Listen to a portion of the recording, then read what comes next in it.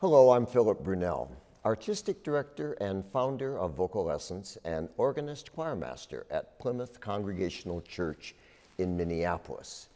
So each day we look around the world and find one of many, many composers that have been featured by both organizations. Today it's the Russian composer Nicolai Rimsky-Korsakov.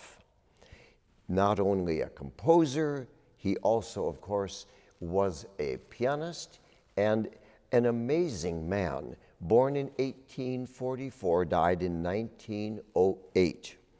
He was a master at orchestration, and certainly I know that if you listen to his orchestral music, you would be amazed at what he was doing in a time before a lot of people were as experimental as he was.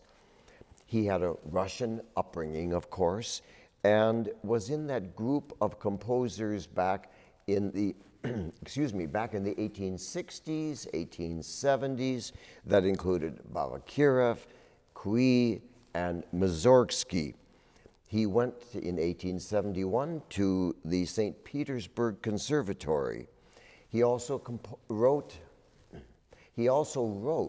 a wonderful treatise on harmony, and is known, of course, also for having done 2 sets of folk songs, which included about 140 Russian folk songs. The same kind of thing that Vaughan Williams did in England, that Bartók did in Hungary, wanting to be sure that these folk songs were remembered. In 1895, he wrote an opera called Christmas Eve, a 4-act opera. At the end of Act 1, he used a number of those folk songs, and here's one of them. It's called The Carol of the Three Kings. It's a simple folk song which has various verses for the sopranos with the melody, then the tenors. But you get the idea of how a folk song could be so effective in an opera.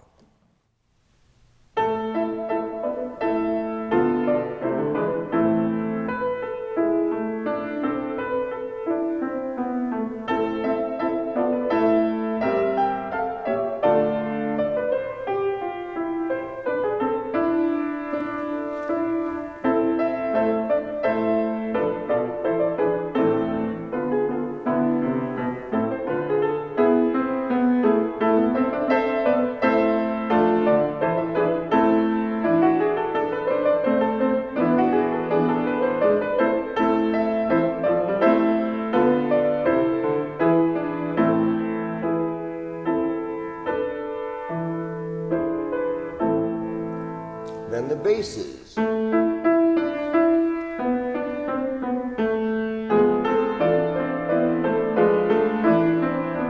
Tenor.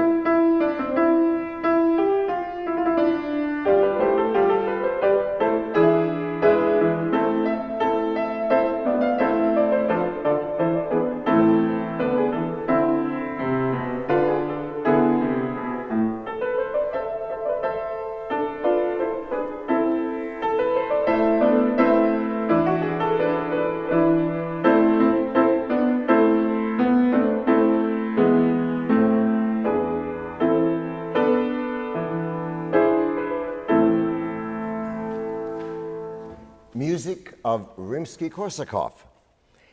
He also composed a great opera called The Snow Maiden. Vocal Lessons performed that piece in 1989 over at O'Shaughnessy Auditorium. The Snow Maiden, or in Russian, Snegurichka. It's a great piece. We did it, I thought we should do it during February because it's about the snow. And it's another, of course, fairy tale. What I want to play for you is the very ending of it. If you can just imagine that this final chorus to the sun god, you have, it sounds very, very much like Russian Orthodox music would be, the kind of chanting that goes on.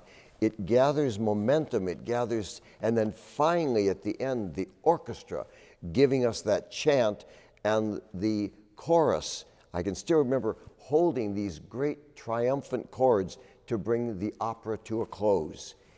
The Snow Maiden of Rimsky-Korsakov.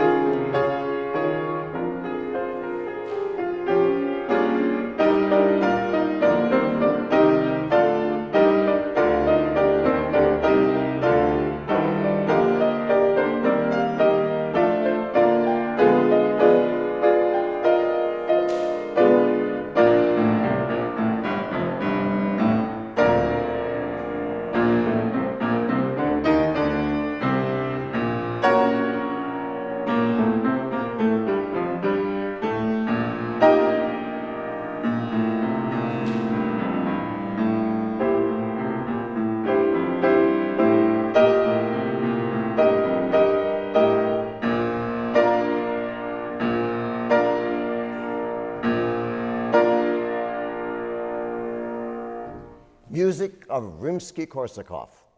Have a wonderful day.